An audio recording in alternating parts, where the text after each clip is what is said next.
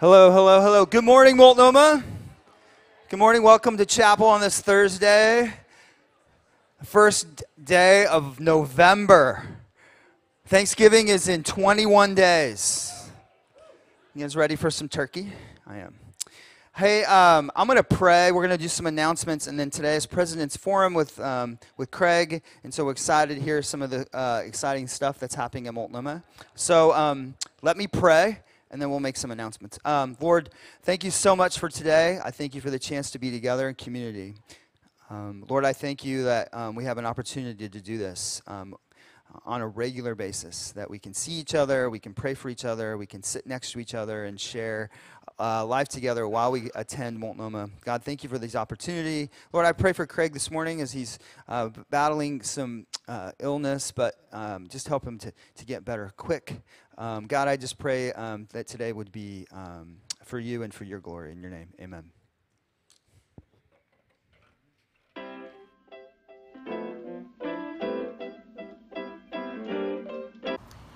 Everyone, as you may know, next week is Mosaic Week, and so we just want you to know that there'll be a table outside of the cafeteria starting tomorrow and then until next week, Thursday, where you can buy one of these shirts for $2, and we'll also have a sign-up sheet for the talent night for Mosaic Week as well, which will be Thursday night. Mosaic Week is a week-long discussion of awareness and engagement, and we want you to be a part of that discussion. So on Monday at our first event, we'll be handing out stamp cards. If you attend 5 or more events, your name will be entered into a raffle to win a $100 Amazon gift card. Be there or be square. They're good. Hard work pays off. I've been waiting for you for the whole week. I've been praying for you, you're my Sunday.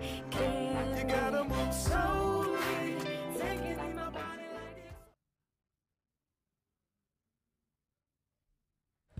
Let's invite Raquel.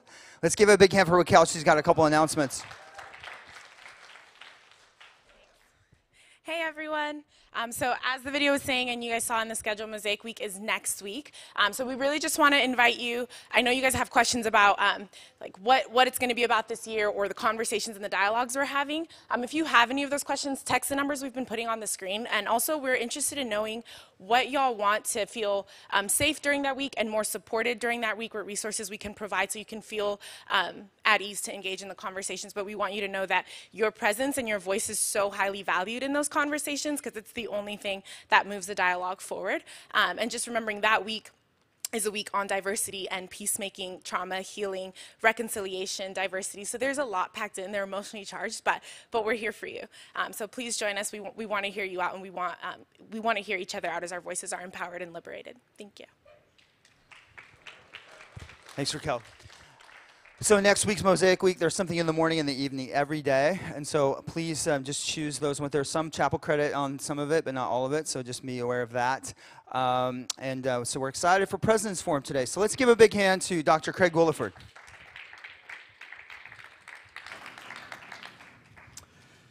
Well, good morning. Let me explain President's Forum. But before I do, I ask for a little bit of grace today. I have been for the last 3.5 weeks trying to recover from pneumonia. And so I'm not at the top of my game. So if you get a crazy answer from me, it's the pneumonia talking, all right? And give me grace and I'll clarify it later. So for those of you who've never been to a President's Forum, what I'll do is give a few updates. And then you'll have the chance to go to the mics or ask Craig. The barcode's at the end of the aisle. Pass it down. Copy it to our, do a photo of it, and then you can send me anonymously any questions that you have, and I'll be monitoring those as we go along. And then when we get to the question section, I will look those up and we'll address those as well.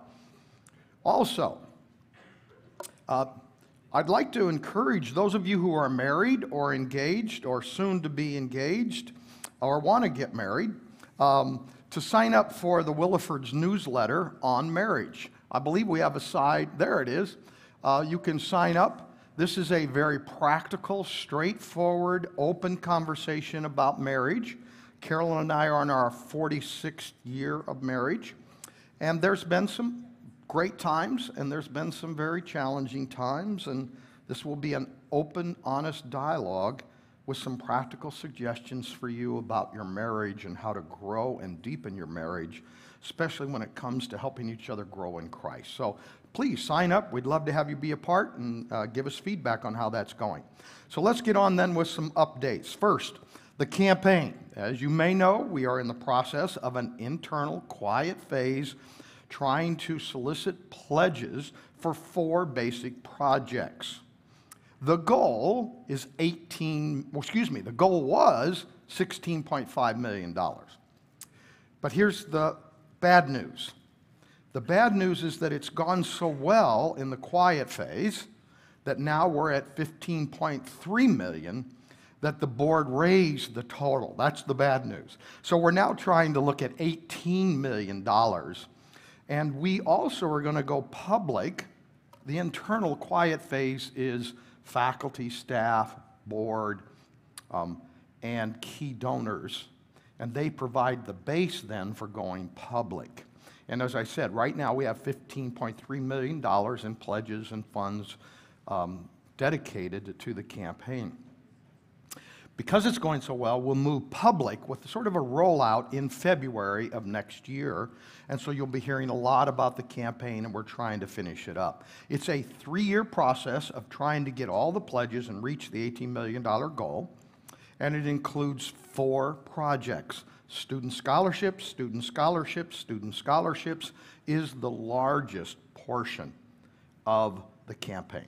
The next is the new Center for Faith and Scientific Engagement. It's a new building that will go in front of the library between Sutcliffe and the seminary building. In addition, the new athletic field that will go back here. And that'll be an all-purpose field. It will be a field that will enable the soccer teams to practice, but it'll also enhance intramurals. Plus, in the very back part, beyond the parking, will be track and field locations like long jump, high jump, pole vault, etc. There, that will also be all-purpose, and then the soccer field will be lit, so we can use it at other times, and then there'll be 2 sprint tracks that will go along the side of the gym in between the soccer field and the gym. Now, the good news and bad news in relation to that is that a lot of the people who've pledged funds have said to us, you really need to make that a full competition soccer field. The bad news is that doubles the cost of the project. So, this is what we're doing. We are staying with the way it's designed. We are going after $18 million, but Robbie Larson, the VP of Advancement, and his team, and I, who are out asking people to contribute to the campaign and be a part, if we happen to stumble upon a donor who says, you know what, I am so much committed to that being a full competition field, I'm willing to give more money, we have an actual graphic of what it would look like so that we can move right into that request. So, all that to say this, pray for all of that. Right now, it's as it was originally drawn, but we're hoping and praying privately that even beyond the $18 million, we might be able to raise enough above and beyond to do the full competition soccer field. That would be so fabulous. That would mean the den would go away. It would mean the campus facility and campus safety would all go away. And it would mean the boiler room would go away. The boiler room's attached to the den. It's that dangerous spot in there where we just don't know what to do with the room because it costs too much money to make it work. But both of those buildings would have to go away, and then they would have to be replaced somewhere on campus. That's the reason why the project is more expensive. If we tear those buildings down, we will replace the space. So that's all a part of it. That's a big if. The final thing is more money to do online. So student scholarships, the Center for Faith and Scientific Engagement, the new athletic field, and online. We will begin each of those projects as soon as the actual money is in hand. What we have now are commitments to give money. Now let me move to the next piece that I want to update you on, and I'm going to try and move quickly so we get to questions. Campus safety. Let me start first by saying that at Multnomah, and I personally, and I think all of us, firmly and completely condemn violence and acts of hate. Last week we had 3 incidents that occurred on the national scene. Of course, the bombs. Then what was kind of hidden was an attempt by a white supremacist to go to an African American church and kill African Americans, but the church was locked, and so he went to the Kroger grocery store and shot African Americans. That one got kind of lost because of the huge nature of the bombing, and then of course the Pittsburgh synagogue. But those 3 incidences of violence were all because of hate and white supremacy. We absolutely condemn acts based on violence, or acts of hatred, and acts that are directed to people different than ourselves and a result of white supremacy. Let's talk about campus safety here. We have campus safety officers on duty 24 hours a day, 7 days a week. We provide ongoing training for our officers, and they are certified to use tasers. If any of you would like to see if tasers are effective, our officers would be happy to use you as volunteers for their training. I highly recommend you don't take them up on that, okay? But we have, they are all certified, excuse me, and equipped with tasers. But they do have ongoing training. In addition to that, we have very, very positive relationships with the Portland Police Department, the FBI, and other government groups. We have some of these groups on our campus doing some of their training. Why do we do that? Number one, it serves them, but number 2, it makes them very familiar with our campus in case we would ever have a problem. So when they would get on the campus, they know it, they know what to do, and they can act quickly. In addition, it just makes it more, they're more aware of us and really want to help us and are very attuned if we would ever need anything. And so we maintain those as well. In addition, thank you, Rich. In addition, we apply FBI suggestions for keeping our campus safe, and we have that FBI training regularly. In addition, we've added better cameras and more lights. In response to a recent problem we were having, we've also been closing the parking lots at night. I know that creates a problem for some of you who come in late after they're closed, and you have to contact campus safety. But please bear with us because we want the parking lots to be safe.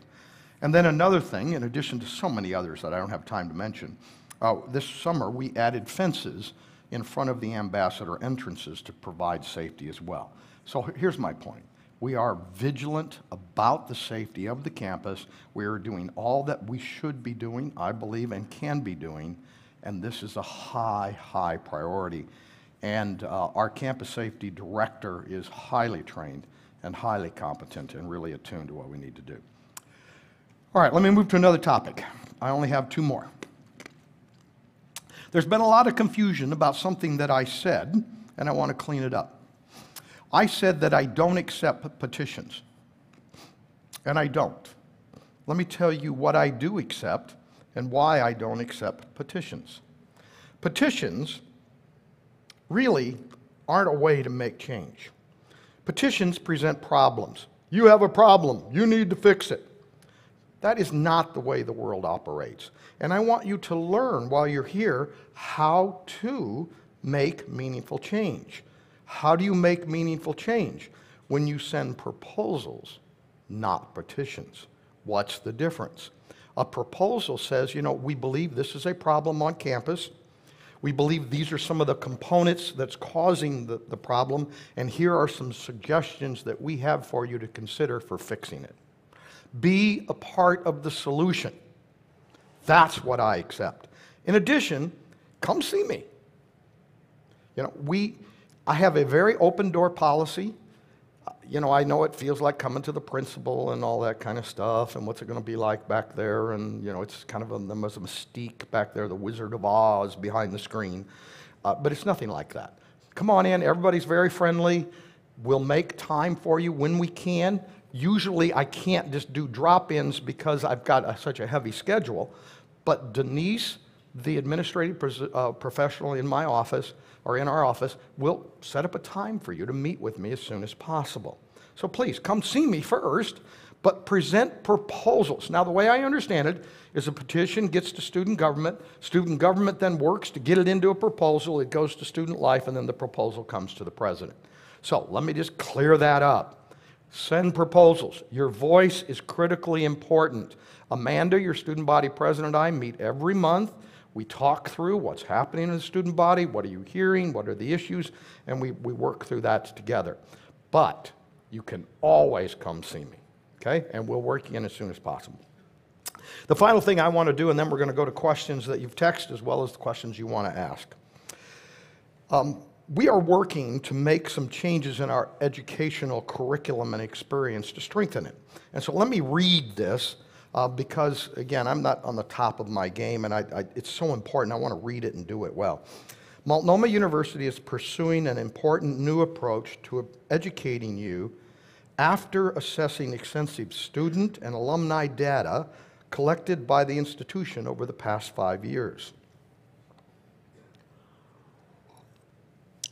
This information, along with National Student Survey data, shows that the vast majority of today's Christian students desire practical application of their biblical and theological studies to their chosen majors, and that they are not attending college to study the Bible in isolation from other subjects. Now, some attend Multnomah to major in Bible. But even there, what I'm hearing is they don't want to do that in isolation. They want it connected to life and the most important questions of life and other areas. In response, then, to all of this data and all this feedback and all this research, the University Board of Trustees has requested faculty members and the administration to cultivate a list of educational goals and practical skills they want you to excel in due to your time invested in biblical and theological studies. This will assist the university in strategically infusing biblical and theological content into every degree program while still prioritizing the core competencies you need to thrive in today's workforce and have a meaningful career. We call it vocational discipleship. As a university committed to preparing you for lives and careers of impact while equipping you to love God and your neighbors, I believe we have a responsibility to adjust our methods to fit the needs of today and future students. We are therefore taking steps to revise how we train you to build your lives on the foundation of God's truth, how we prepare you to apply the Bible to your lives and careers, and most importantly, how we inspire you to continually fall in love with the Savior. This decision and proposal is being pursued with the utmost care and humility, prayed over, and will ultimately be authorized by the Board of Trustees with full input from faculty and staff. We are confident in Christ and our ability to build a stronger foundation for your lives that will serve you well in a rapidly changing world wherever God leads you. I personally believe the results of our labor will provide a more enriching experience for you, and I trust it will make our degree programs more powerful than ever. Excuse me. We sent you that by email yesterday, an announcement similar to that. So it's time for questions. Let me get online here. So you can text me anonymously, use the barcode, you see it there. If you don't have it on your phone, get it on your phone and text away, and I'll be watching. Mic there, name, major, and let's go. Go. Yes, hello, my name's Jesse Hay. I'm going for the Summit Program, MDiv.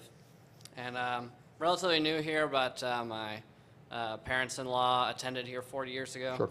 And the A-frame was used for different things back then, but it seems to be pretty kind of worn down, and I guess is more so used for storage now. I'm just curious what the long-term views are for the A-frame now that we're doing all these changes on campus. I'm just curious what the A-frame's purpose is and stuff in that. Thank you. Yeah, that's a great question. It goes away entirely. You shouldn't call it the A-frame. You should call it the asbestos frame. It's filled with asbestos, folk. Now, the good news is it's not friable asbestos the way it is now, but it will be a important environmental issue when we take it down, and we need to take it down carefully, but it goes away. Next question. So I had a name? I'm Jake. I'm a psychology and Bible and theology major. Perfect. So I had a couple different questions. First of all, is there like a map of the your ideas of how the campus might look after your plan and stuff that students could look at? Yeah, we'll make that available to you. I'll get with Amanda and we'll figure out how to get that to you. It shows it shows the entire. It even has a 3D view of the Center for Faith and Scientific Engagement, and it shows the two different athletic fields back here. So yeah, we can get that available for you. Cool. I just have a hard time conceptualizing. Oh, of course. And in addition, we're changing the entrance to the front of the school as well. Oh, okay. Right now, you don't know where the entrance is. And Google sends you over here to the gym. You know, if you do Google directions, we're cleaning all that up. But keep going. And then, so my second question is, could you go into a little more detail about the first aspect of the fundraising process, the scholarships? What will those look like, and what are some of the different scholarships? Or is there a plan for that, or could you go into more depth? Yeah, every single year we look at how to strategically allot our scholarships to help as many students as possible. What this does is fund our scholarships, and then in addition, our current scholarships, and then in addition, people are building new scholarships. For example, what I'm looking at is I would love for us to do a scholarship in honor of a graduation speaker we're going to have in the spring because of his lifelong leadership on an international level in religious liberty. And that would then go to a student who loves that kind of a thing. So these endowed special scholarships. So it funds current scholarships, and then it provides new individual scholarships as well, both. But the donor's the one that makes that distinction, okay? All right? Yeah, that makes sense. And then, sorry, my final question is, could you go into your last announcement, the practical outcomes of those possible changes to the academic? Yeah, I can. However, it is important that the faculty lead us through that. And what we've done is we've introduced this, and now we're asking the faculty to work out the practical results. And let me just give you a little sense of governance. The board and the administration, the president, don't get down into detailed curriculum discussion. That's the faculty's role. We provide overall leadership. So we've set this direction, and now we're asking the faculty, will you work this out and figure this out and give us a plan? So I can't give you a lot of practical application at this point other than to say this. It's going to include a couple of things. Probably the amount of Bible credit hours required for all students right now will be revised to some level.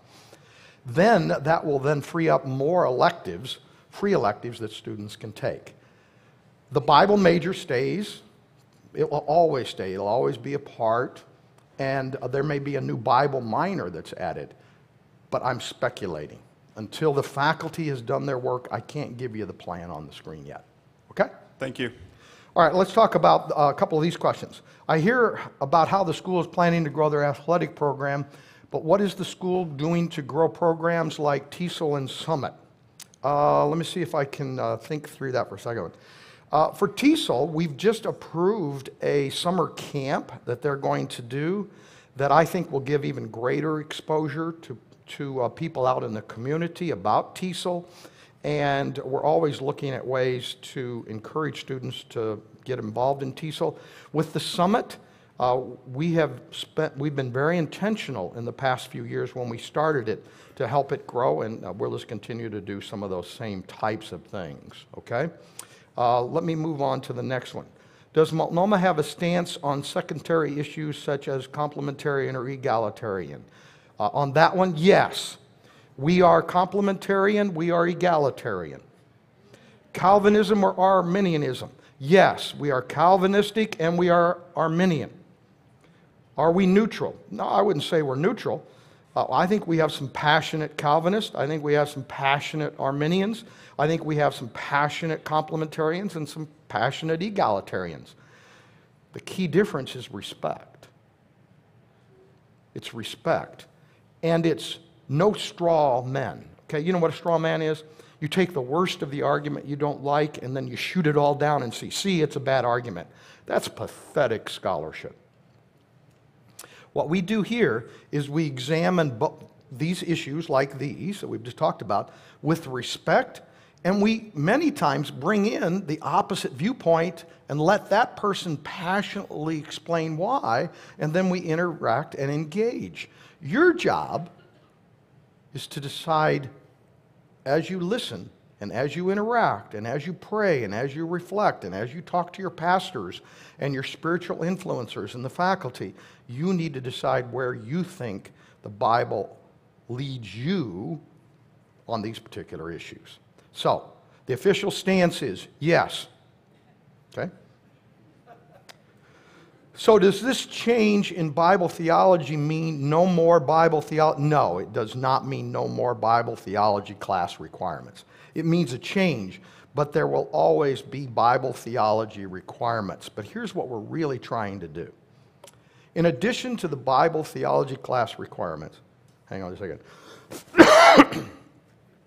we're saying let's take the Bible and theology and connect it more deeply to questions of academic inquiry. The recent research by Barna on iGen or Generation Z showed that a lot of them left their faith because they couldn't reconcile the Bible and science, and they chose science. I think we can do a better job here helping people bring Bible and science together and engage and see how they can complement each other and help each other. That's the reason why we're building a building called the Center for Faith and Scientific Engagement.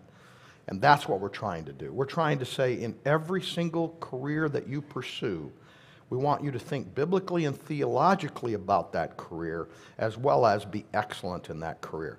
Come on, keep going to the mics. Who's got a question at the mic? I'm going to go back and, okay, a lot more questions coming up. But Mike, anybody? There we go. Okay, so this is a question having to do with the hypothetical situation that you're... Oh, my name's Moses, and I'm a history major, by the way. Thank you.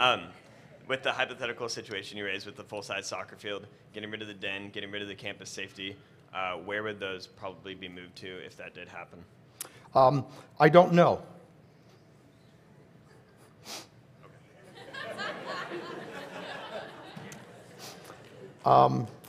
We've decided to wait and see if indeed somebody does fund the full soccer field, and then we'll figure it out. Here's a couple of ideas. One would be to go back to the maintenance building and do some remodeling and add on and move campus safety and facilities and all that there. Another question, another piece would be, well, where do we put the den? It could be a house, it could be someplace else. We just don't know. We don't want to spend a lot of time figuring that out if we don't have to, okay? That's basically what's going on. Next question? Go for it. While he's going there, let me answer this one. What did you dress up as for Reformation Day? Craig Williford in a vest. Next point. My name is Enzo Lafont. I'm a business major. This is kind of off topic, but I'm a commuter. I was just curious, could the Multicultural Center become like a spot for commuters like the Den in that sense? Since you don't have an idea where the Den is going to be. I think what will happen with the Den is the science building, the science house becomes free. That how they move into the new center for science, for faith and scientific engagement. So the Den could end up there, but we're going to be looking at all possibilities. Okay, Thank we you, just sir. are. Yeah, are commuters going to get more parking? Let me answer this one from a personal perspective. I'm a commuter. I don't have a reserved spot. I've never had a reserved spot. I eliminated the president's reserved spot when I first came. As a matter of fact, I eliminated it before I actually came. So like you, Yes, I can park in the faculty and staff, but many times after breakfast appointments, early morning appointments off campus, I come back here. I got to park back here like all the rest of you and walk on the campus and do all those kinds of things. I have always found parking back there, and over there. So there is, at this point, parking for commuters. So I don't understand the question because I've never ever seen us at a point where we didn't have parking available. Will more parking be available? Well, the problem is the city of Portland. They actually think we have too much parking. Isn't that crazy? And here's the reason why. They don't want you driving your cars. They want you using mass transit. So even if we wanted to get more parking, all I can say to you is I'm not certain the city would let us. But I think we have ample parking right now. Will you give us more information on what's going to happen to commuters after the den is gone? Again, I don't know. We will, here's our commitment, we will build a new space if the den goes away. I love the den.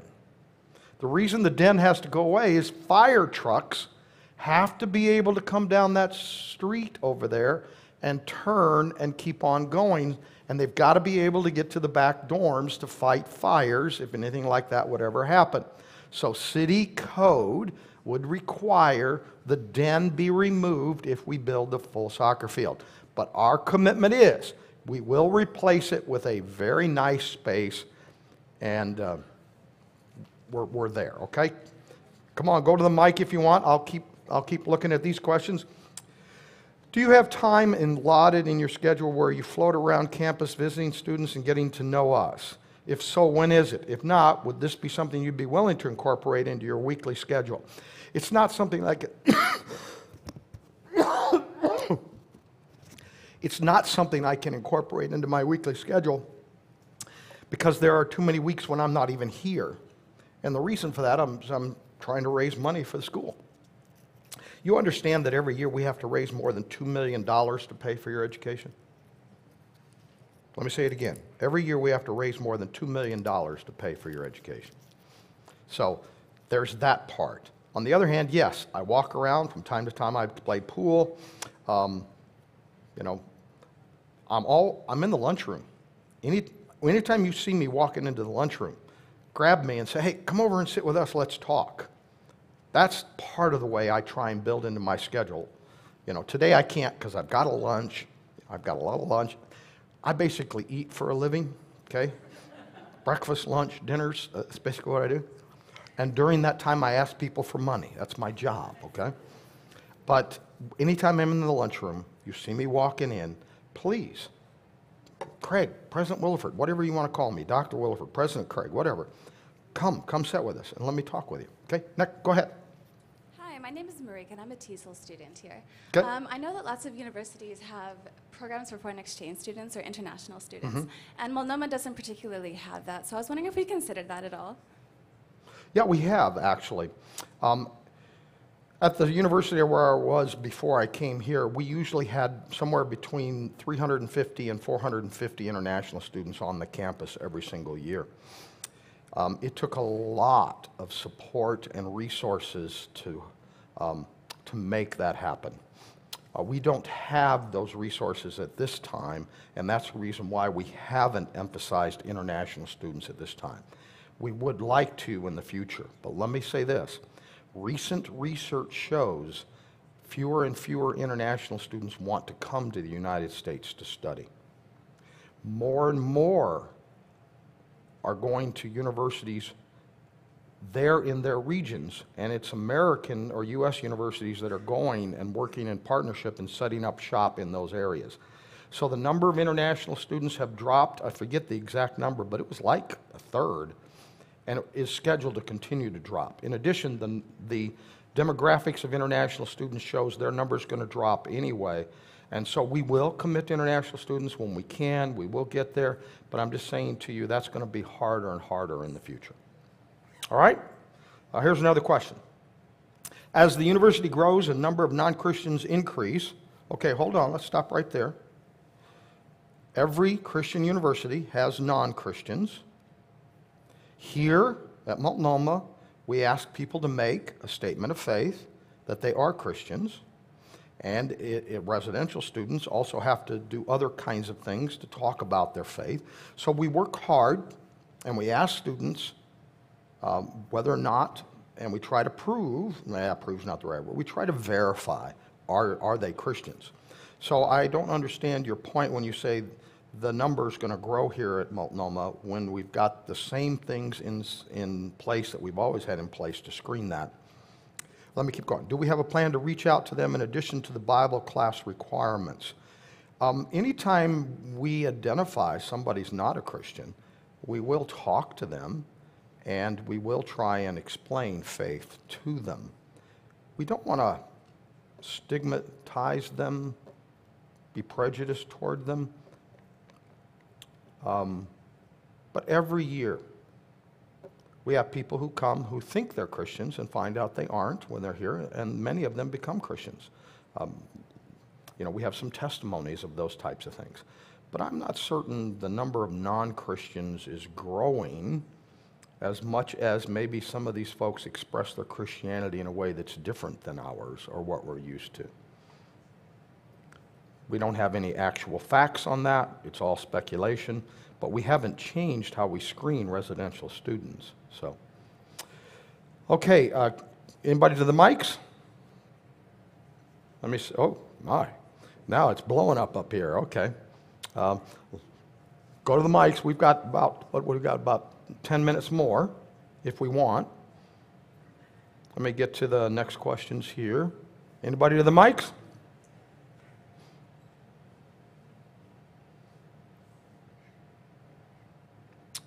Would the change in Bible and theology cause a decrease in the quality of the Bible classes? Absolutely not. I don't see why it would. Would the change in the layout of the campus cause the den to no longer become a central spot on campus? Again, I just don't know. It depends on where we would go with it and what we would do. But again, remember, this is speculative. We have to raise the funds before this would happen. Are there any plans to build a separate auditorium? Oh, I would love to build a separate auditorium. Yes, we have identified a space. We've already identified a basic concept drawing of the building. It would be over here in the green space. It would take away the house up on the corner, and it would go along that way, and it would be 3 to 6 stories high, depending on what the city will approve. And yes, it would be a dedicated chapel conference center with a whole bunch of additional things built into it, and it would probably be a $30 million project. So yes, there are some plans, but there are no specific plans, okay? Robbie's getting tired listening to all this, the Vice President of Advancement. That's a long ways off, folks, but yes, we have identified that, and yes, we would love to do that. Are you okay? That cough seems nasty. What can I say? I am so sorry. It is nasty. Pneumonia is just a nasty thing. Matter of fact, I don't want to make this too much of a downer. My oldest son died because of pneumonia. So I do believe the questions referring to the den in part is this. In the process of building, where the den is no longer there, what are your plans to accommodate a place for commuters, not after that building, but during the building? Oh, that's a good question. So if I understand it right, so the building goes down, and we haven't then found a solution for the den, what would we do in the interim? I guess I would say it this way. I would hope we wouldn't take the den down until we had already in place a place for commuters, a replacement for the den, and that we would do the den part first before we started taking that all down. That's the way I would prefer to do it. Having said that, again, you're asking me to speculate. We'll see what happens.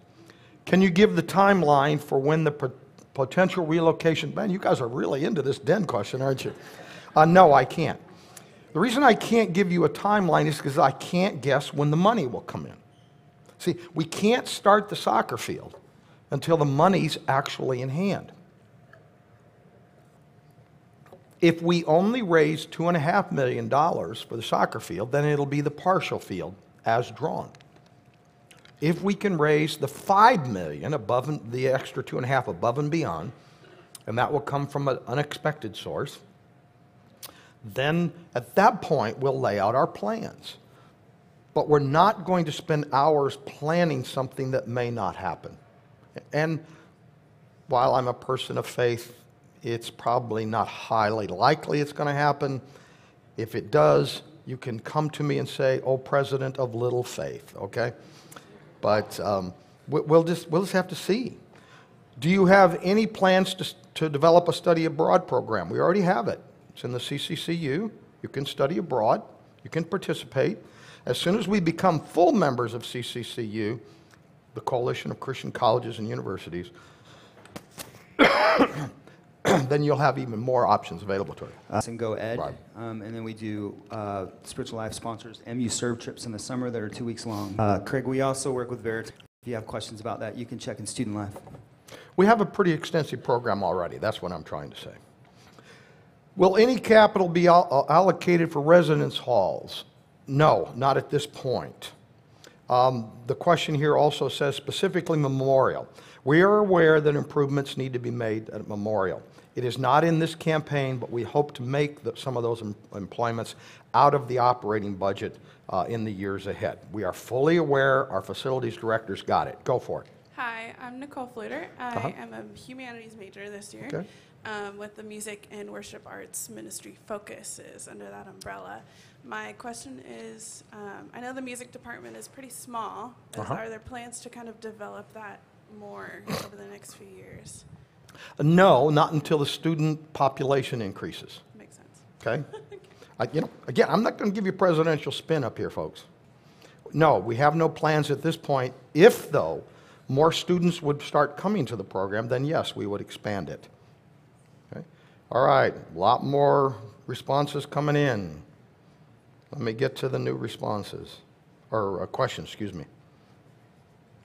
Is chapel going to remain on only Thursdays following this semester? Yes, that's the plan.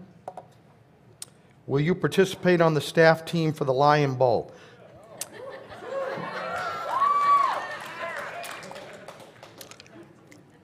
I want the staff team to win, so no, I'm not going to. I am just not going to. All right, other questions? My days into that whole area are gone. I'm not going to make it into the NBA. I'm not going to make it into the NFL. I'm not going to make it on the Olympic soccer team. I'm still trying to make it on the U.S. biking team, though. But my youngest grandson's probably faster than I am now on his bike, and he's 10, by the way. So you gotta understand your limitations. You know what I mean? So I have one more question here, and then I think I'm going to make some final remarks, and we're going to close. Okay? Let me get to this last one.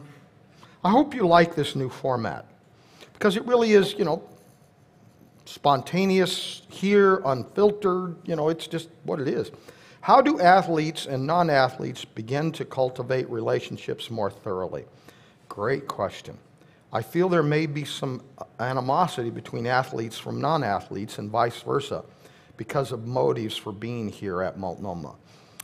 We have a number of groups that are working on this. Amanda and I just talked about this yesterday when we were talking, and I think there's a number of things that are in place.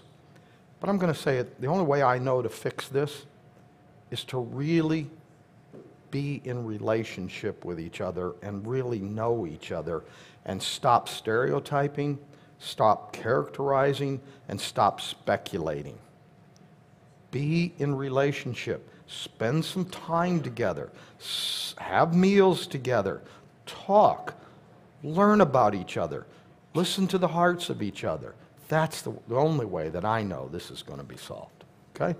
All right, let me finish with just a final kind of summary statement, and we'll go from there. So the question that was asked the most was about the den. Okay? So let me end with that.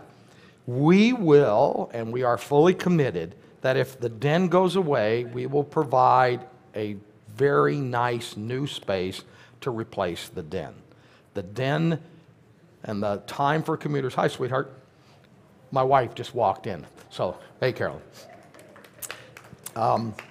So we will do that. And my goal will be, and my intent is, that we don't have a space where we don't have a time when there's no space. If the den goes away, when it goes away, there will be a spot in place for commuters to meet and interact and those types of things, okay? Having said all of that, please know we pray for you regularly. We're praying as you get to Thanksgiving and as you get to finals, and hang in there. Don't ask God to do what you're not willing to do for yourself. That means study and be disciplined, and then God will bless your efforts. Let me pray for you. Father, thank you. Thank you for the great students that you've given to us.